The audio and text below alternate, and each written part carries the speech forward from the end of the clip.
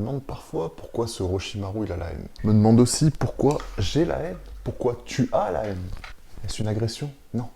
C'est juste l'une des pires intros de vidéos YouTube. Yo les Shinobirai, j'espère que vous allez bien. Aujourd'hui on se retrouve pour une toute nouvelle vidéo où on va parler de la haine dans les mangas, et plus particulièrement de Naruto. On constatera d'où elle naît, de comment et pourquoi elle est utilisée, et après on conclura sur les séquelles qu'elle peut laisser chez chacun. Allez, exo. La haine, c'est souvent la réponse face à la haine. Et ce qui est assez ironique, c'est que on croit à chaque fois qu'on est agressé par les autres, alors qu'on reproduit souvent leur comportement.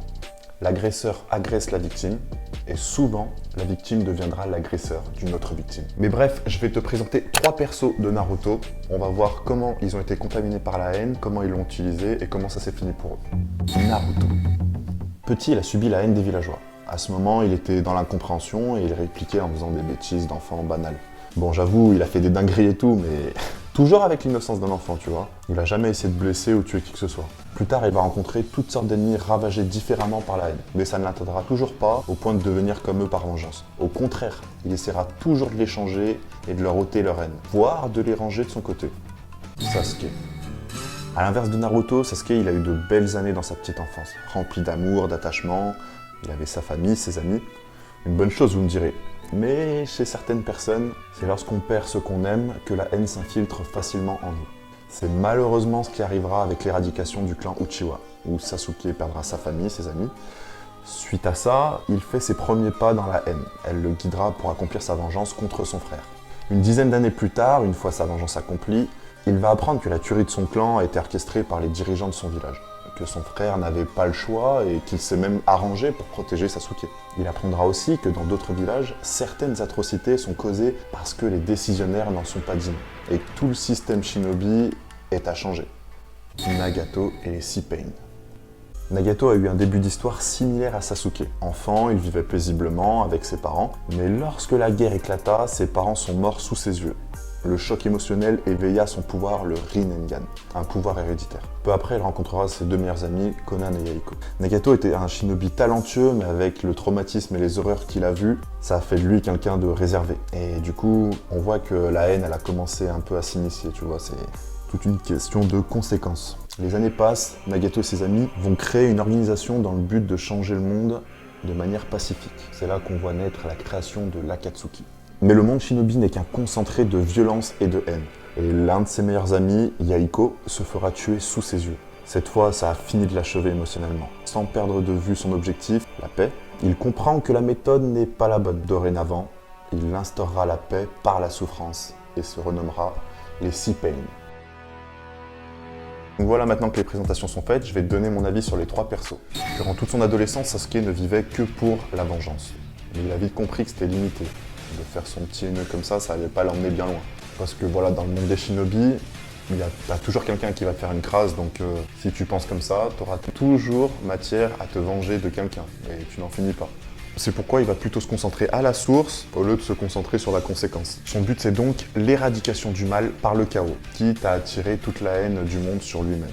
C'est la méthode que Sasuke a choisie pour éradiquer la haine dans le monde des shinobi. Tu me diras pourquoi il fait ça? En fait, il sait que c'est le plus puissant. Avec Naruto, ils savent que ce sont les shinobi les plus puissants du monde. Et du coup, il sait qu'il peut l'endurer. Il peut endurer toute la haine contre lui, il saura la contenir. Il y a aussi un deuxième but derrière tout ça, c'est d'unifier tout le monde shinobi contre lui, de manière à ce que le monde shinobi, les différents pays, les différents clans ne se font plus la guerre comme autrefois. Et ne causent, entre guillemets, plus de dommages collatéraux comme c'était le cas. Et comme ça a créé de nombreux méchants comme Nagato par exemple. Maintenant, moi ce que j'en dis, c'est que c'est pas forcément idiot, mais tu vois que le gars, il manque de patience. Il veut aller droit au but et réfléchit pas à toutes les conséquences. Parce que, exemple tout bête, le jour où il meurt, tout ça c'est fini. Il n'y aura personne pour reprendre son flambeau, sauf s'il décide de matrixer un petit du quartier et de lui faire un travail, mais il y a de fortes chances que ça échoue. Un phénomène qu'on voit beaucoup dans le monde actuel, c'est que certains pays vont se liguer contre d'autres, mais une fois qu'il n'y a plus d'ennemis à combattre et qu'il y a toujours cette course à de nouvelles ressources, les alliés vont se faire la guerre entre eux. Et c'est ce qui arrivera donc une fois la mort de Sasuke. Nagato. C'est probablement le perso le plus traumatisé des 3 persos que je te présente. Ce qui est souvent dangereux, tout dépend de votre force psychologique, mais certains traumatismes sont tellement forts qu'ils vous brisent à vie.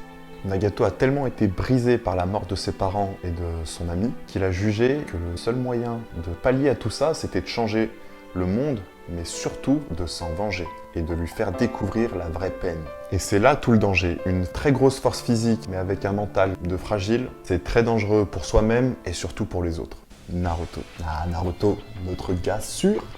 C'est clairement celui qui se rapproche le plus de la bonne façon de faire. Pour effacer la haine, il faut juste pas lui donner l'occasion d'aller plus loin. La haine, je l'identifie un peu comme un virus ou un circuit électrique. Si tu lui donnes pas de quoi contaminer ou être conducteur, elle peut pas t'atteindre. Il suffit de mettre les bonnes barrières. Du coup, Naruto, il nous a montré qu'il fallait une énorme force mentale pour réussir. Qu'il a fait ce que Jiraiya attendait de lui et il a été la réponse face au cycle interminable de la haine qui durait depuis déjà plusieurs siècles. Enfin voilà les potos, je tenais à faire cette vidéo depuis longtemps. Je me pose pas mal de questions existentielles, des questions à la con, mais qui méritent réflexion. Et d'ailleurs, même sur cette vidéo, on aurait pu plus approfondir, mais je suis pas sûr que ça vous plaise, du coup...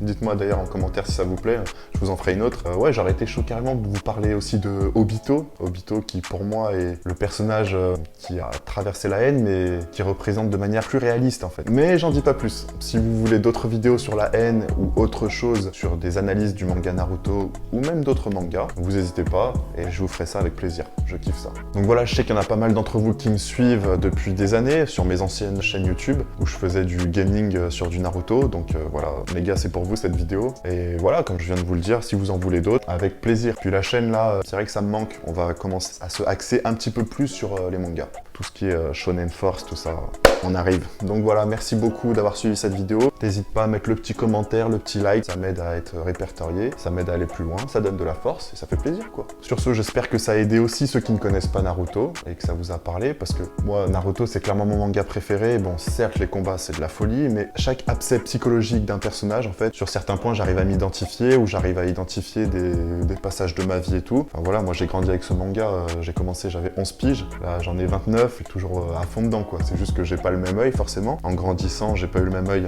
les mêmes raisons d'apprécier ce manga. Mais voilà, c'est très lourd. Voilà, sur ce, prenez soin de vous. C'était Attaquer le Kage.